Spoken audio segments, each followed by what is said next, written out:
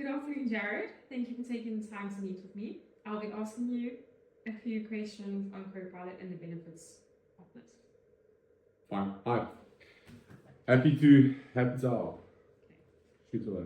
For anyone who hasn't heard of it yet, what is Microsoft 365 Copilot in simple terms? So, in simple terms, it's basically AI. So, I think everyone at this present moment, with AI being kind of the in thing, it is Microsoft's version of their AI. So, they've created a AI sort of, and then Microsoft 365 Copilot is kind of your personal assistant from an AI perspective. So it's that agent of theirs that will look at your emails, will help you compose and compile things, will help you analyze certain things that you need done on a day-to-day basis that you require, but also at the same time can also give you generative AI where it can create images, it can help you do research, it can help formulate certain tasks and certain things that you need done, or documents or policies, etc. that you need. Why are so many businesses talking about Copilot right now? So as I mentioned in the previous answers, it's Microsoft's go-to, like Google has Gemini, there's ChatGPT, it's their version. So what they've done is they've taken best practice and tried to formulate it into their suite or into their sort of ecosystem of things. So like Apple has their ecosystem, Microsoft's trying to create their own ecosystem, and Copilot forms part of that. So whereby if you're using Microsoft products, Copilot just makes sense, where you can create your own agent firstly itself if you want someone to be able to analyze what's happening on your website, to answer certain things. If you want to have it as an intranet agent where you wanting to understand certain policies, you can then create your own agent around that as well. But again, Microsoft 365 Copilot forms as a personal assistant for yourself. What are some of the biggest benefits businesses can expect from Microsoft 365 Copilot? So, firstly, analyzing all your unread emails, formulating things into task lists the next day. So where it helps me is I can go and analyze my day-to-day list from the previous day and say, what did I miss? What are the top 10 tasks or top 5 tasks that I need to handle first thing tomorrow morning? Where are the unresponded emails where I should have responded, where somebody's asked me questions? I can go through anything in meetings and ask it to analyze meetings that I've been present in, where there were tasks. It helps me write emails. It helps me formulate things, even analyzing CVs, where I can say these are the types of criteria I'm looking for. I can dump CVs into Copilot and say, find me the top 5 candidates that meet these requirements. And I can actually formulate that to actually give me a response on what I needed to do. So in essence, what it is something that can speed up processing time. It can help you do research, it can help you analyze your day, it can also help you formulate best practice tasks where you are not doing things from bottom to top, you're doing from top level down, and actually handling tasks that need to get handled first versus just doing everything.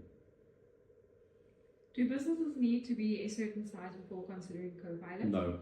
I think a business, even for somebody who's running their own business and they're single hand as a sole prop, or it's a single entrepreneur, can actually utilize it for marketing. They can utilize it for auto-responding to emails. They can use it to help create price lists, create go-to-market strategies. They can go, where am I going wrong? How do I market this on social media strategies? All of those things can be utilized within Copilot, where AI can actually help a business expand without the need of adding more employees.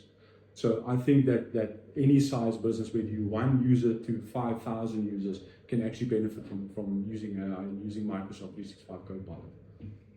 Is Microsoft 365 Copilot secure? To an extent, yes, but nothing is secure depending on what you put into it and what you feed it. So yes, Microsoft has secured it to a point where firstly, you need a license. So firstly, it's allocated to a specific user, and depending on how you structure your security and how you've protected the environment is how secure your AI is going to be and how secure Copilot is going to be. But nothing in the world is secure enough where, depending on what you utilize it for and how you protect yourself, it's going to be fully 100% protected.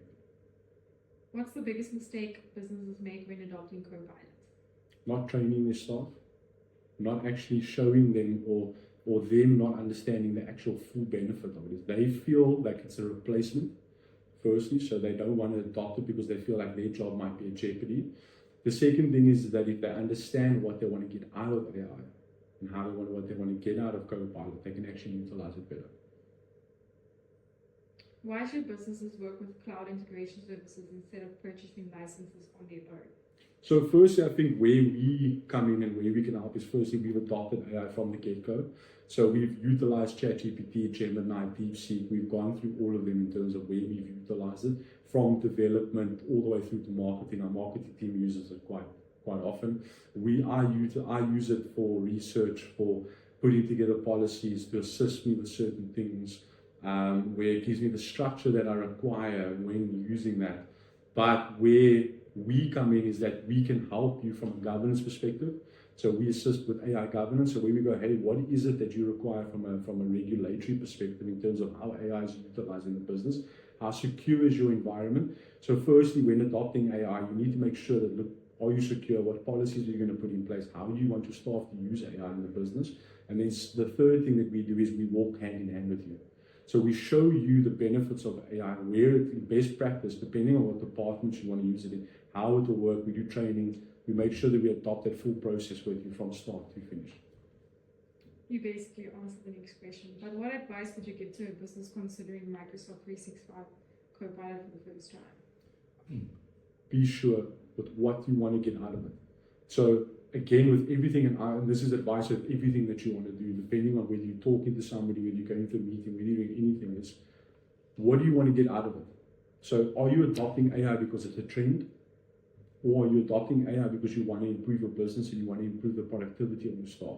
If you are using it for that, plan it.